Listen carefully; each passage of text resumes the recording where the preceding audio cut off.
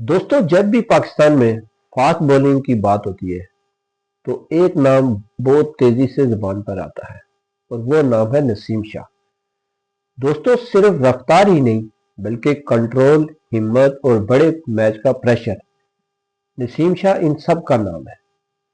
दोस्तों, नसीम शाह ने कम उम्री में इंटरनेशनल क्रिकेट में कदम रखा, मगर जिस एतमाद के साथ उन्होंने दुनिया के बेहतरीन बैट्समैनों को आउट किया वो बहुत कम बॉलर के हिस्से में आता है।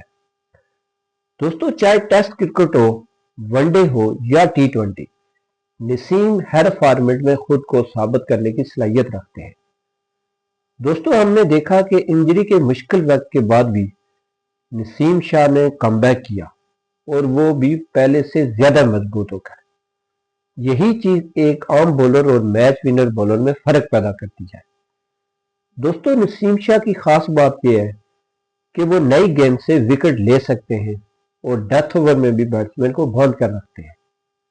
इनकी लाइन लेंथ, स्विंग और रफ्तार पाकिस्तान के लिए एक कीमती सरमाया है। दोस्तों, अब सवाल यहाँ पे एक पैदा होता है कि क्या नसीम शाह आने वाले सालों में पाकिस्तान के लीड फास्ट बॉलर बन सकते हैं?